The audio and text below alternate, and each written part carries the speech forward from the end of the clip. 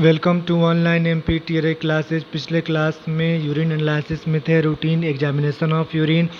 उसके बाद था कलेक्शन ऑफ यूरिन सैंपल, यानी यूरिन सैंपल को कैसे कलेक्ट करेंगे। Next method of preservation of urine, यानी यूरिन सैंपल को कैसे प्रिजर्व करेंगे।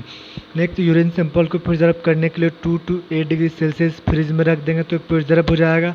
दूसरा, बहुत सारा केमिकल आता है यूरिन सैंपल को प्रिजर्व करने के लिए, जैसे formalin, HCl, H2SO4, boric acid, chloroform. इन सब केमिकल से प्रिजर्व किया जाता है। कैसे प्रिजर्व, कब प्रिजर्व करेंगे? जब यूरिन सैंपल का टेस्ट नहीं करना है तब यूरिन सैंपल को प्रिजर्व किया जाता है। अगर उस यूरिन सैंपल का क्वांटिटेटिव टेस्ट करना है तो क्वांटिटेटिव में अमाउंट देखते हैं ग्लूकोज एल्बुमिन का, तो उसको प्रिजर्व कर देते हैं तो उसका वैल्यू नहीं घटता नहीं बढ़ता। दूसरा, अगर उस सैंपल का माइक्रोस्कोपी करना है तो माइक्रोस्कोपी में हम cell, cast, crystal, bacteria, fungus, parasite, spermatozoa ये सब देखते हैं।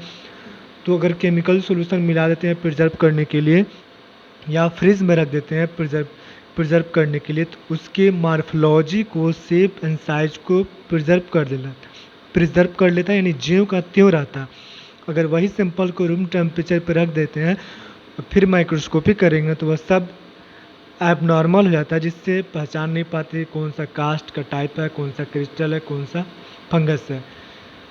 नेक्स्ट, कौन कौन से केमिकल कितने अमाउंट में यूज करना है। पहला, टोलिन 50 ml यूरिन सैंपल में 1 ml टोलिन मिक्स करेंगे जिससे वह प्रिजर्व हो जाएगा। प्रिजर्व में क्या होगा, वह यूरिन में जो केमिकल कंस्टिट्यूएंट प्रेजेंट रहता है उसको प्रिजर्व कर लेगा। नेक्स्ट, फॉर्मलिन, यानी 6 to 8 drop formalin, 40% formalin 100 ml urine sample में मिक्स कर देंगे। ये RBC पस सेल यानी डेड WBC को प्रिजर्व कर लेता है। लेकिन इससे कुछ नुकसान, डिसएडवांटेज, कुछ नुकसान भी है।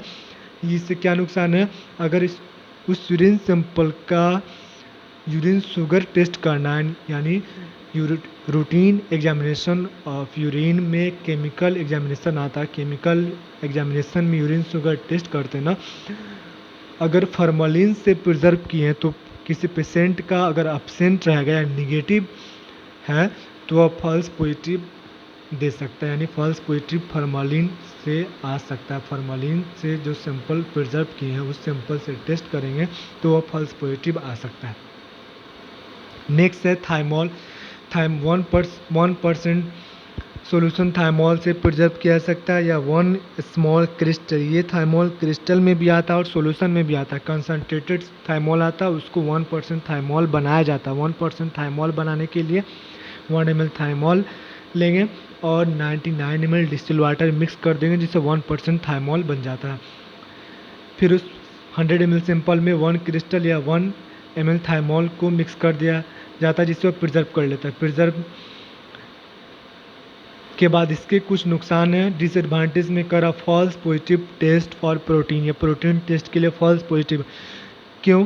क्योंकि किसी पेशेंट का एब्सेंट रहेगा या निगेटिव रहेगा जिससे हम फॉल्स पॉजिटिव आ सकता है। इस थाइमोल के अलावा HCl, H2SO4, boric acid, chloroform, इन सब केमिकल से भी यूरिन सैंपल को प्रिजर्व किया जा सकता है। नेक्स्ट, अब रूटीन एग्जामिनेशन ऑफ यूरिन में फिजिकल एग्जामिनेशन, केमिकल एग्जामिनेशन और माइक्रोस्कोपिक एग्जामिनेशन। तो पहला स्टेप में फिजिकल एग्जामिनेशन। फिजिकल एग्जामिनेशन में volume, colour, appearance, specific gravity, order. तो सबसे पहले हम वॉल्यूम के बारे में जानेंगे, यानी नॉर्मल वॉल्यूम कितना होता है। नॉर्मल वॉल्यूम 700 to 200 ml पर 24 आवर, यानी 24 घंटे 24 आवर में 24 घंटे में। लेकिन एक एवरेज वॉल्यूम 1500 ml 1500 ml। इसके भी कुछ टर्म्स है, यानी नॉर्मल वॉल्यूम से ज़्यादा होगा तो क्या बोलेंगे, कम होगा तो क्या बोलेंगे, और किस कंडीशन में कम होगा, किस कंडीशन में ज़्यादा होगा। पोलीयूरिया में कह रहा, polyuria refers to increase volume of urine more than 200 ml पर 24 आवर, यानी 24 घंटे में 2000 ml से ज़्यादा होगा उसको बोलेंगे पोलीयूरिया। ये किस कंडीशन में होगा, यानी फिजियोलॉजिकल कॉज, यानी नॉर्मल कंडीशन में कब कब होगा, excess water intake, excess fluid intake से, may be seasonal winter season में।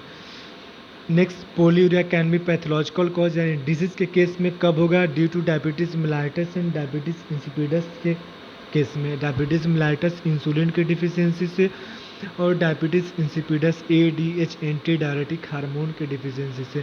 ये डायबिटीज़ जब ब्लड में ग्लूकोज का लेवल बढ़ जाता है तो डायबिटीज़ वो हाइपरग्लाइसीमिया, डायबिटीज़ मेलाइटस, और डायबिटीज़ इंसिपिडस यानी ब्लड में ग्लूकोज का लेवल कम हो जाता है, हाइपोग्लाइसीमिया।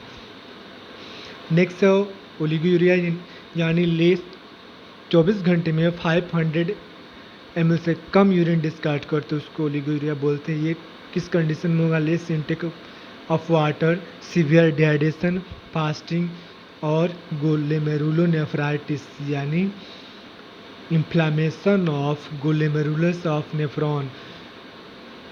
जो यूरिन फॉर्मेशन का लेयर है, 3 लेयर है ना, glomerular filtration, tubular reabsorption, tubular secretion. जो पहला लेयर है उस लेयर में इन्फ्लामेशन होगा, उसको बोलेंगे ग्लोमेरुलोनेफ्राइटिस, यानी inflammation of glomerulus of nephron.